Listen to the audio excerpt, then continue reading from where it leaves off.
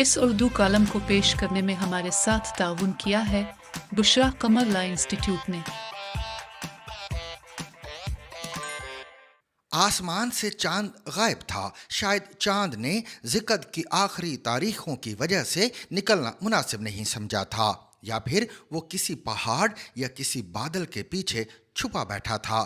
وجہ کچھ بھی ہو سکتی تھی، بہرحال وہ غائب تھا۔ مگر شمال کی جانب پہاڑوں کے بالکل سامنے آسمان پر ایک ستارہ بار بار ٹمٹما رہا تھا۔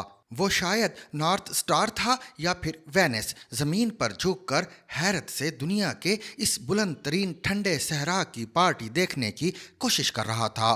ہمارے لیے اس ستارے کی روشنی کافی تھی۔ ہم 65 لوگ تھے، رات کے 10 بج رہے تھے اور ہم سکردو سے ذرا فاصلے پر شگر کے ٹھنڈے صحرا میں ڈنر کر رہے تھے۔ آئی بیکس کے نوجوانوں نے عین صحرا میں ریت پر ڈنر کا بندوبست کیا تھا۔ کیمپ کے چاروں طرف مشعلیں روشن تھیں، درمیان میں بون فائر تھا۔ ایک سرے پر پچھلے 400 سال سے تکے بونے جا رہے تھے۔ سامنے بوفے ٹیبل لگا تھا، بائیں جانب لوکل گلوکار ہارمونیم اور ڈھولکی کے ساتھ بلتی گانے گا رہے تھے، اور درمیان میں آگ کے دائیں بائیں ہم لوگ بیٹھے تھے، اور ہمارے اوپر بالکل اوپر ستاروں کا تھال تھا۔ زندگی وہاں جا کر رک سی گئی تھی۔ ہم 65 لوگوں نے 6 دن اسکردو میں گزارے۔ ہمارا گروپ بائی روڈ ناران اور بابو سر ٹاپ سے ہوتا ہوا اسکردو پہنچا تھا، جبکہ ہم 8 لوگ جمعہ کو بائی ایئر اسکردو پہنچے۔ ہمارا پہلا دن شگر میں گزرا۔ شگر ویلی اسکردو سے 52 کلومیٹر کے فاصلے پر ہے۔ ویلی دریائے سندھ کے ساتھ سنگلاخ اور خشک پہاڑوں کے درمیان واقع ہے۔ شگر ماضی میں آزاد ریاست ہوتی تھی، اس کا فرما روا راجہ کہلاتا تھا۔ شگر کیٹو کے راستے میں پڑتا ہے۔ مہم جو ٹیمیں یہاں سے ہو کر اسکولی پہنچتی ہیں۔ اسکولی علاقے کا آخری ٹاؤن ہے۔ مہم جو اس کے بعد جنگلوں، سنگلاخ پہاڑوں اور گلیشیئرز پر 8 دن پیدل چل کر بیس کیمپ تک پہنچتے ہیں۔ یہ لوگ ان 8 دنوں میں 4 دن اور 4 راتیں راستے اور پگھلتے گلیشیئرز پر گزارتے ہیں۔ شگر کے راجاؤں کے 400 سال پرانے محل میں اس وقت سرینا ہوٹل ہے۔ آغا خان فاؤنڈیشن نے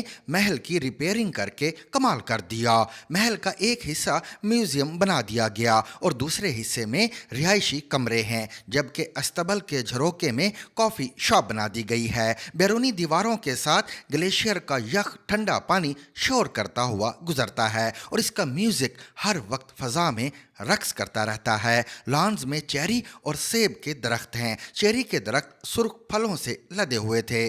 ہم سب نے درختوں سے چیری توڑ کر کھانی شروع کر دی۔ ہمارا لنچ سیب کے درختوں کے سائے میں تھا۔ دوپہر گرم تھی، لیکن درختوں نے گرمی کا احساس چوس لیا تھا، چنانچہ فضا میں ہلکی ہلکی خنکی محسوس ہو رہی تھی۔ شگر میں 400 سال پرانی لکڑی کی مسجد خانقاہ مولا بھی ہے۔ مسجد کے ستون 20 فٹ اونچے ہیں اور ان پر کارونگ ہوئی ہے۔ ہال بلند اور اس کے گنبد پر بھی پچیکاری تھی۔ یہ نور بخشی مسجد تھی۔ سکردو میں نور بخشی مکتبہ فکر اکثریت سے پایا جاتا ہے۔ یہ لوگ شاہ ہمدان کے ہاتھوں 14ویں صدی میں مسلمان ہوئے۔ خود کو صوفی کہلواتے ہیں۔ مرد ہاتھ چھوڑ کر نماز پڑھتے ہیں، جبکہ خواتین ہاتھ باندھ کر عبادت کرتی ہیں۔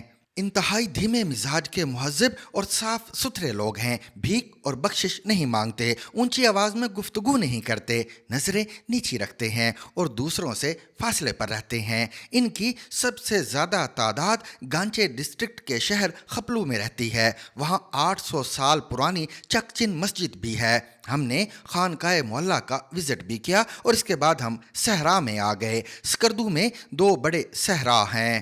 کٹپانا صحرا 2226 میٹر سطح سمندر سے بلند ہے اور یہ 9.5 مربع کلومیٹر پر محیط ہے۔ دوسرا سرفرنگا ڈیزرٹ 2286 میٹر بلند ہے۔ ہم سرفرنگا صحرا میں آ گئے۔ یہ 3 اطراف سے پہاڑوں میں گھرا ہوا ہے۔ آپ اگر صحرا کے درمیان کھڑے ہوں تو آپ خود کو پیالے کے پیندے میں محسوس کرتے ہیں۔ پیالے کی 3 سائڈز میں پہاڑ ہیں، جبکہ چوتھی سمت نیچے گہرائی میں دریائے سندھ خاموشی سے بہتا ہے. یہ مکمل طور پر صحرا ہے. دور دور تک ریت اور ریت کے اندر سے چٹانوں کے کوہان ابھر رہے ہیں. ہوا کے ساتھ ریت اپنی جگہ بھی بدلتی ہے اور دھول بن کر اڑتی بھی ہے. سکردو کے نوجوان آصف مہدی نے اس صحرا کو رونق گاہ بنا دیا ہے. اس نے نسٹ سے انجینئرنگ پڑھی اور اس کے بعد واپس آ کر صحرا میں ایک یونٹ سے پیراگلائڈنگ کی کمپنی بنا لی. یہ کمپنی اب ٹھیک ٹھاک کاروبار کر رہی ہے.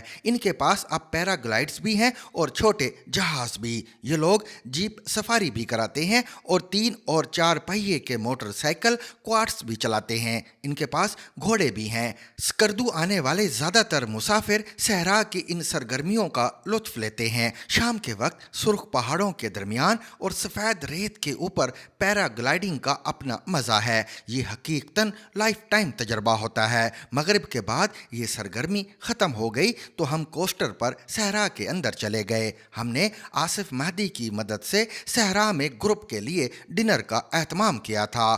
آصف مہدی نے ہمیں اپنی کہانی سنائی. اس نے کس طرح پڑھائی مکمل کی اور یہ کس طرح واپس آیا اور اس نے کس علاقے میں سیاحتی سروسز شروع کی. یہ اب گیسٹ ہاؤسز بھی چلا رہا ہے, فوڈ کی ایک کمپنی بھی رن کر رہا ہے, ڈرائی فروٹس کا کاروبار بھی کرتا ہے, گائیڈ کی سروسز بھی دے رہا ہے اور صحرائی ایکٹیویٹیز بھی چلا رہا ہے. ہم نے اپنی مدد کے لیے عبدالحنان کی خدمات حاصل کی تھی. یہ نوجوان گائیڈ شاندار انسان ہے. ناپا سے تھیٹر کی ٹریننگ لی, شکل سے ایکٹر اور آواز سے گلوکار ہے, معلومات کا خزانہ بھی ہے اور اس کی شخصیت میں ہمدردی اور محبت بھی لبالب بھری ہے. یہ آصف مہدی کا دوست ہے. ان دونوں نے مل کر علاقے کا کلچر بدل کر رکھ دیا. ڈنر کے آخر میں آصف مہدی نے ساری لائٹس, ساری مشعلیں بجھا دی اور ہم گہرے اندھیرے میں گم ہو گئے. وہ لمحہ واقعی ہماری زندگی کا شاندار ترین لمحہ تھا. ہمارے چاروں طرف اندھیرا تھا جبکہ آسمان پر ستاروں اور کہکشاؤں کا دربار سجا ہوا تھا. ہم نے مدت بعد کھلی آنکھوں سے آسمان کے ستارے, سیارے اور کہکشائیں دیکھیں اور ہماری نبضوں نے دھڑکنا بند کر دیا. فضا میں اس وقت گہرا سناٹا اور جمود تھا.